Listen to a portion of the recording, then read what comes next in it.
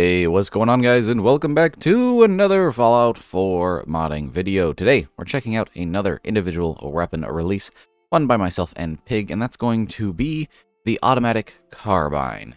Now, in one of the last videos, we talked about Fallout 4's assault rifle and a possible replacement for it in the form of a brand new LMG, as the original assault rifle from Fallout 4 was intended to be a machine gun. However, if you do decide to replace that and get rid of the machine gun, or even if you don't, there isn't really an AR in the vanilla game, at least not a proper one.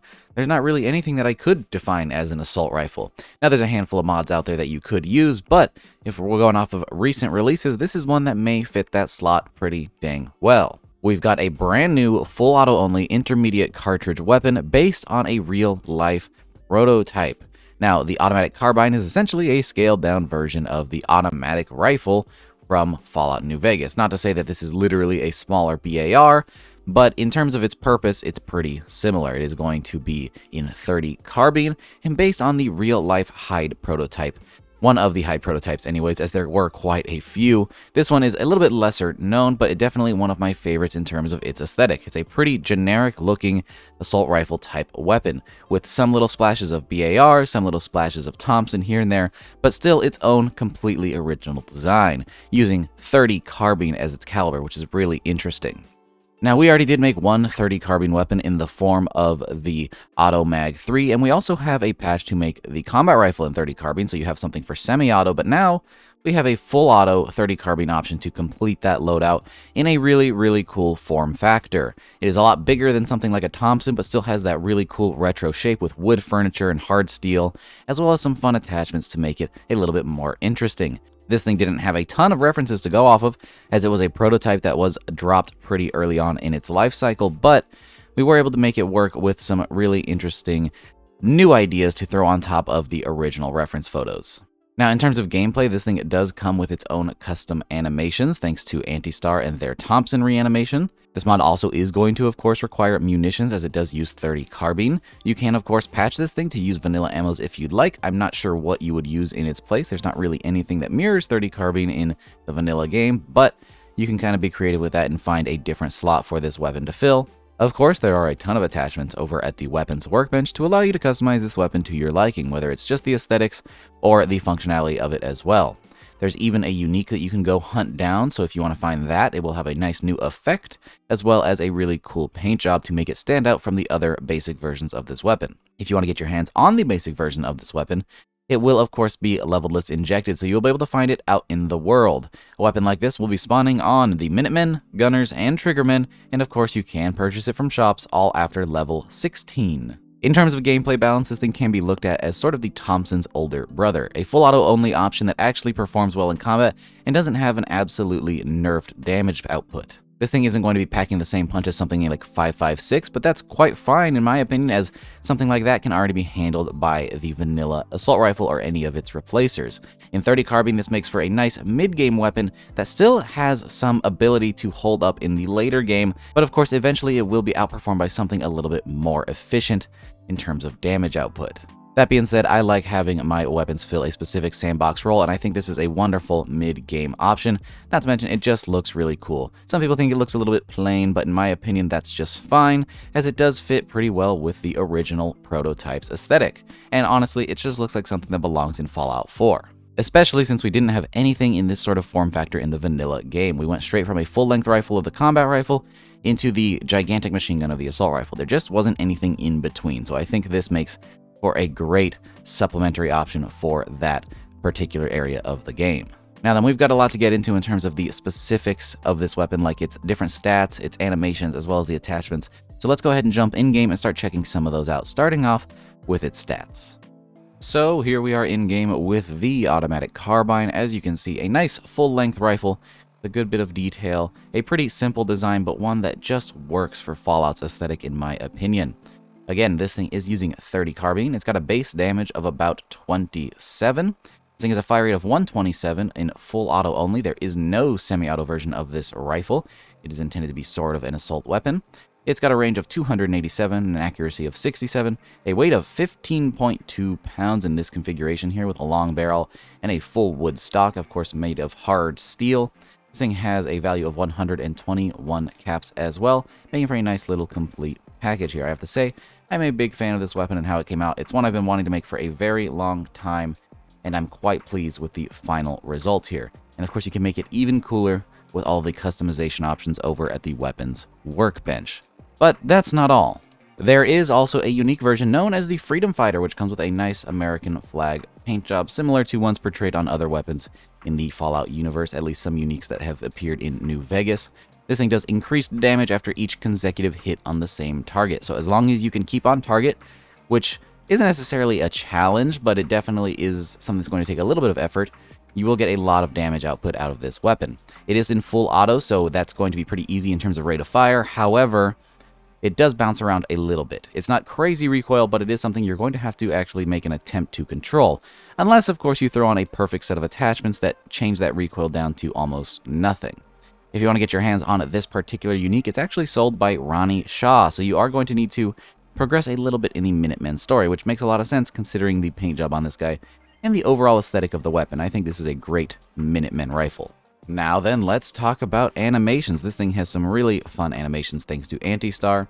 Again, using the Thompson animations that's used in Wars.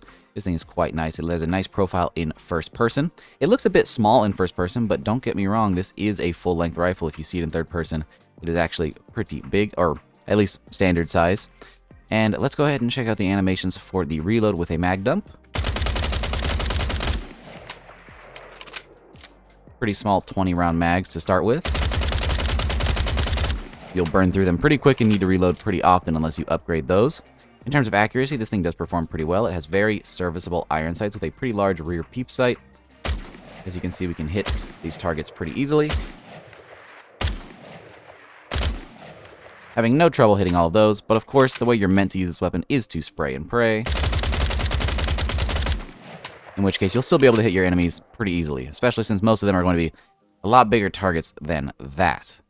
Now then, when it comes to the attachments over at the weapons workbench, we've got a lot to talk about, so let's go ahead and jump right in. Starting off with the receiver section, we have standard all the way up through powerful. Since it is auto only, this is going to be a bit smaller of a section than something that has a select fire mode, but we've still got a lot of customization here available, again, with standard, armor piercing, harden, rapid, harden piercing, and powerful. Pretty much the same configuration as the vanilla SMG, giving you a little bit of customization in the mid-game, but of course, at the end of it, you're going to want that powerful receiver for the maximum damage output. For barrels, we have a short barrel, a standard barrel, a ported barrel, which adds some nice venting on the top, a long barrel, and a long ported barrel. Excuse me. Hello. Okay, apparently we have some visitors that I was not expecting during the video. What are you doing on my property? This is not nice. Very much not nice. Not scripted. Okay. I've been having an issue with this on my game. For some reason, in my load order, on this particular profile, ghouls keep spawning here for no reason. We are at Abernathy Farm, and that doesn't make any dang sense. Alright, well, I guess now you get to see the set. Oh, there's more. I don't know where they're coming from. I really don't. There's no mod that does this. It happens pretty much every time I do testing or filming or anything, but it's never happened on camera before. Alright, well now you got a little combat test as well. Good thing we had a gun. Back to it. Where were we? Barrels? Okay. Long barrel and a long ported barrel, which adds the venting on there as well. Hopefully we have no more ghoul intruders for the rest of this video. For stocks, we have the option for no stock. A makeshift stock made of a nice big piece of metal going across here, a bar with some spring on it, and then a big chunk of wood to make it a little comfier on your shoulder. We've got a full stock, the gunslinger stock, which adds a nice pouch on the back for the intention of having more ammo, and then a recoil compensating stock, which has a nice little device here at the rear. I don't actually know the technical term for this, but I've seen it on some older vintage LMGs and rifles. Pig and I have named it the thing that goes up. For magazines, we have the standard magazine, which holds 20 rounds, and a quick eject version of that, which does actually change the model. We have a medium magazine, which holds 30, with a quick eject version, of course. And then a large magazine, which holds, I believe, 40, with a quick eject version of that as well. For sights, we have the standard iron sights, a set of glow sights, adds a nice glow ring, makes it nice and easy to use at night, a reflex sight, a hollow sight, a short scope, and a medium scope. which surprisingly works pretty dang well. Even though it's full auto only, if you want to use this thing at range, this isn't a terrible option. For muzzles, we have the option for no muzzle, a flash hider, a compensator, a muzzle booster, which increases fire rate, a muzzle brake, and a suppressor. Are you kidding me? See, this is what I'm talking about. What are you guys doing? This is not cool. And it's been happening way too much. Way too often. I might need to make some changes to my load order. And then we end with the suppressor. Here's a nice look at the suppressor there. Apologies for this video being a little bit unusual. The last thing we have here is the accessory slot, where we have no accessory, a flashlight, a targeting laser, and a VATS targeting module, each of which has their own little bonus that will give you a nice little edge in combat. But of course, if you want this thing to look a little bit more aesthetically pleasing, you can run it with none of those options, just to have a nice, simple rifle. Alright, with all of those ghoul hiccups out of the way, I think we got through pretty much everything in the automatic carbine. A really, really cool prototype that has made its way into Fallout 4. Now, altogether, this makes for a pretty serviceable assault rifle in the game. It's sort of a carbine, sort of an AR. It's a prototype that just kind of never came to be, but it was a lot of fun to make and a really cool addition to the sandbox, in my opinion. With my balancing, I think this thing works pretty dang well, and it's a whole lot of fun. So if you want to try it out for yourself, it will be linked down in the description below, as always. While you're down there, if you enjoyed the video, go ahead and consider giving this video a like. It really helps it out and shows it off to more people, so more people get to enjoy these mods. Additionally, if you do enjoy my work, whether it's the videos here on YouTube or the mods I make on the Nexus, you can support me directly using the link down in the description to check me out on Patreon. It is, of course, completely optional, just an option there for people who wish to donate and keep these mods going strong. But it is up to you, not something you need to feel pressured to do whatsoever. As always, I do hope you guys enjoyed the video, and I will see you all in the next one. Peace!